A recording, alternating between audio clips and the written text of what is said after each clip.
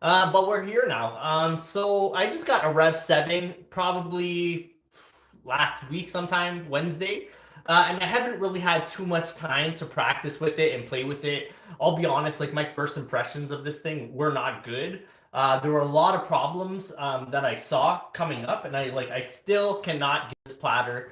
It feels like a toy, and I don't know why Pioneer went this way with the platter, like why they made it absolutely weightless and plastic, and it just, I don't know, man, it feels like a toy. And that's all I can say about it. Apart from that, like this thing is the beast. My favorite controller for sure. I used to have a Pioneer DDJ 1000 SRT, and I just was not a big fan of it. But this controller is like everything but the platters are incredible. I hate the platters. I'll say it here. I'll say it over and over again. I'm gonna do like a full review video coming soon. And I'm just not like, I don't know why they thought this was a good idea to change the platters. The Rain 1 like kills it with the platters. The Rain 12s are the greatest platters I've ever like played on, apart from actual turntables. Like I don't know why they thought it'd be a good idea to come change it up again, try and do it all differently. But that's Pioneer, and that's what they do. So today's video is just going to be kind of like how I practice scratching. So anytime I'm on here, I'm probably going to be practicing scratching because that's what I do when I practice. I know how to beat match and everything. And if you're struggling to beat match, definitely check out my course. I have a complete tutorial on how to beat match and make it really easy. Normally, it takes most people like a day or two to figure out how to beat match. The biggest problem is when people don't know how to beat match and they're trying to like figure it out. If you're learning to figure it out the wrong way, you're going to be held back so long. But that's not today's video. Today's video is about scratching. And if you know what that sound is a metronome. It's basically just a sound that keeps you on beat. So that's one of the first, like most important skill is like playing without a beat. When there's a beat, there's a lot more stuff that you can like kind of hide your mistakes in. But when you just have a metronome at the same tempo over and over and over again, it makes it so you have to play on beat. So let's see what that sounds like with just a normal scratch sound. Like an awesome thing with this thing, like the Rev7, is that there are like built-in scratch sounds. Like I just hit one button here. They're just built right into the unit. So like realistically, I don't even have to have my computer out. I don't gotta have Serato set up. And I can just hop on real quick and practice my cuts. But yeah, so when you're practicing scratching and you're trying to figure out how to do it properly, all you want to do, like you want to do the scratches properly. So if you're practicing a baby scratch, what are you gonna do? You're just gonna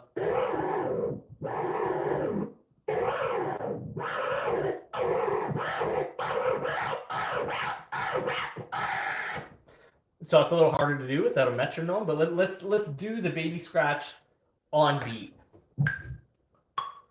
3, 4, 1, 2, 3, 4. So what would you do?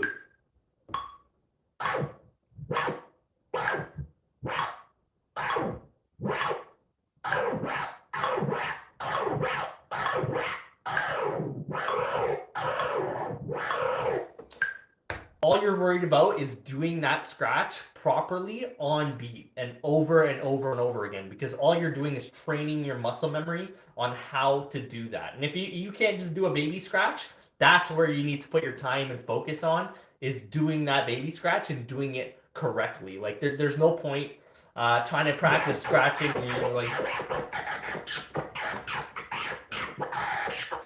you're just doing things and you don't even know what you're doing. You're just trying to like make movements.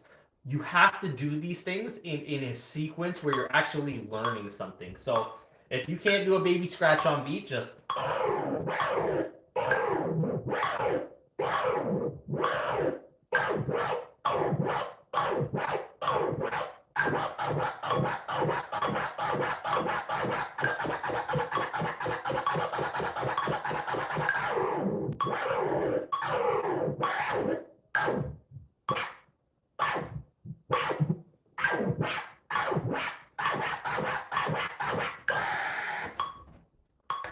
and that's all there is to it, man. Like, what's more important than getting fast and getting quick is getting accurate. Like being able to do this one scratch properly, do it the proper way, and then like once you've learned how to do that, the most important thing we're trying to do here is learn how to learn.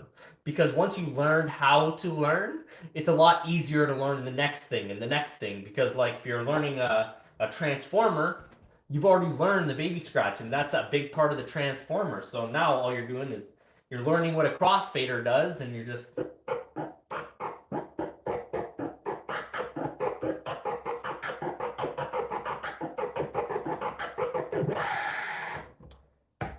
and that's all there is to it. Like the most important thing here is learning how to learn. Once you've learned how to learn, it's a lot easier to like nail these next scratches. Like you can learn any kind of scratch because now you learn the process and how you like are supposed to learn how to scratch. If you're just coming in here like and just trying to do it and trying to go fast because you think these guys are fast, you're never going to learn anything and you're never going to progress in your career. Like, and that goes for anything to do, like mixing, blending, remixing, scratching. No matter what it is, you have to learn the correct way to learn that skill. And once you've learned how to learn, learning that next thing is so much quicker, so much faster, so much easier because you've learned the correct way to do things.